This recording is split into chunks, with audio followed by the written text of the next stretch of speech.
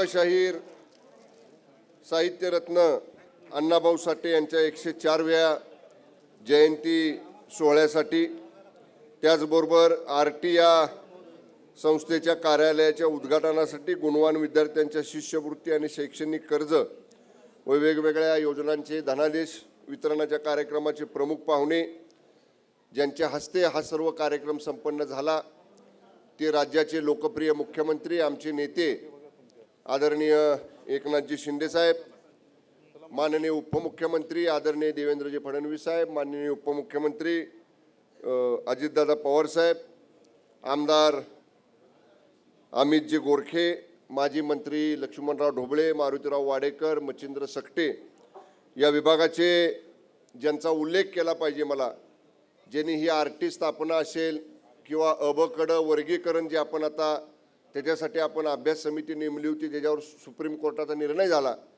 त्या सगळ्यासाठी खूप मेहनत आणि काम करणारे जे कालच या विभागातून निवृत्त झाले ते सचिव आमचे श्रीयुत सुमन भांगे आणि आत्ताचे विद्यमान सचिव श्रीयुत विजय वाघमारे, ओमप्रकाश बकोरिया, सर्व उपस्थित व्यासपीठावरील मान्यवर या ठिकाणी श्रीयुत आरटीचे व्यवस्थापक श्रीयुत वारे, श्रीयुत मस्के, श्री इंदिरा अवसार, श्री मनीषा सांगळे, उपस्थित सन्मान्य बंधू आणि भगिनींनो, मी फार वेळ घेणार नाही.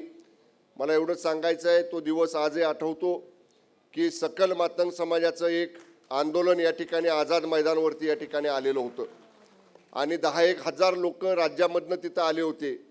अधिवेशन विधानसभेचं चालू होतं आणि माननीय मुख्यमंत्री एकनाथजी शिंदे साहेबांनी त्या आंदोलनकर्त्यांना त्या सगळ्या लोकांना भेटायसाठी त्यांचा प्रतिनिधी म्हणून या ठिकाणी मला पाठवलं.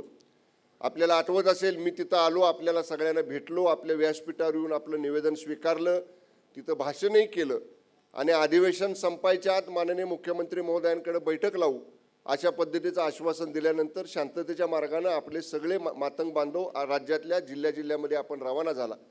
माननीय मुख्यमंत्री महोदयांनी बैठक घेतली अधिवेशन संपायच्या अगोदर आणि ज्या काय मागण्या होत्या त्याप्रमाणे वाडेकर साहेब आपण अभ्यास समिती गठीत केली, तुम्हाला त्या समितीवर घेतलं. नंतर आमचे 2 आमदार महोदय या समाजाचे त्यांना घेतलं आणि त्यांनी सांगितलं की 6 राज्यामध्ये अबकडसाठी आम्हाला अभ्यास म्हणजे त्या राज्यांनी कसं केलं अंतर्गत वर्गीकरण, आपण 3-4 राज्यामध्ये ती समिती जाऊन आली, 2च राज्य राहिलीत. दरम्यानच्या काळात सुप्रीम कोर्टाचा आज या ठिकाणी निर्णय त्याच्या संदर्भातला आला, त्याच्या बाबतीत माननीय मुख्यमंत्री महोदय बोलतील. आपण आरटीची मागणी करत होता. मला आठवते अर्थसंकल्पाच्या वेळी माननीय मुख्यमंत्री आणि फडणवीस साहेबांनी दादांना सांगितलं की आपल्याला सारथी बार्टीच्या धर्तीवरती आपल्याला आरटी सुद्धा ह्या समाजासाठी करावं लागणार आहे आणि अजितदादांनी सुद्धा अर्थसंकल्पामध्ये त्या गोष्टीची घोषणा केली. मातंग समाजाचे वाडेकर असतील, मच्छिंद्र सकटे असतील, मला म्हणले घोषणा झाली, GR कधी काढणार, बरोबर का? तुम्हाला वाटत नव्हतं की काय? मग आम्ही लगेच CM साहेबांना विनंती केली, साहेब म्हटले लगेच GR काढा. त्याचा GR आपण काढला. GR काढला की म्हणले नुसतं कागदावर ठेवू नका, त्याचं उद्घाटन करा, ते ऑफिस सुरू करा. साहेब आपण ऑफिस त्या ठिकाणी उपलब्ध केलं, मुख्यमंत्री महोदयांची मान्यता घेतली आणि आज माननीय मुख्यमंत्र्यांच्या हस्ते त्या ऑफिसचं उद्घाटन या ठिकाणी केलं.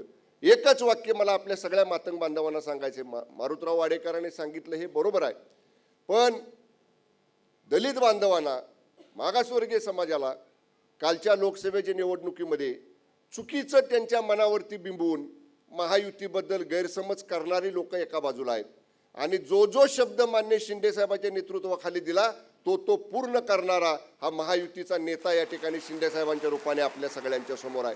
हा फरक तुम्ही जसा ओळखलेला आहे तशा इतर दलित बांधवांना सुद्धा तुम्ही तो पटवून दिला पाहिजे.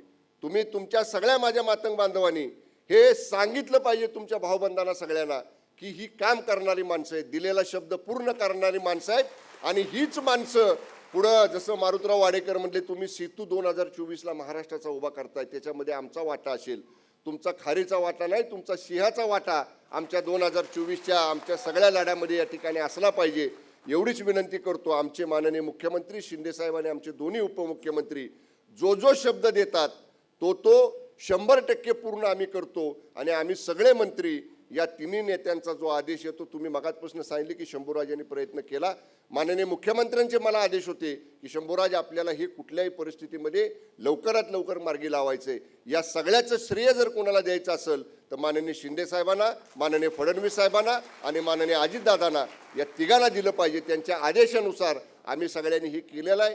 अजून सुद्धा जे आपले प्रश्न असतील माननीय मुख्यमंत्री महोदयांच्या आदेशानं त्याच्यासाठी जो काही पाठपुरावा करावा लागेल तो नक्की आम्ही करू. पण आपला सगळ्यांचा आशीर्वाद आणि आपला सगळ्यांचा खंडोबाचा भंडारा हा 2024ला आमच्याबरोबर या ठिकाणी उधळला गेला पाहिजे आणि तो विजयाचा भंडारा असला पाहिजे, एवढीच आपल्याला या ठिकाणी विनंती करतो. आपले सगळ्यांचे मनापासून या कार्यक्रमात स्वागत करतो. धन्यवाद. जय हिंद, जय महाराष्ट्र.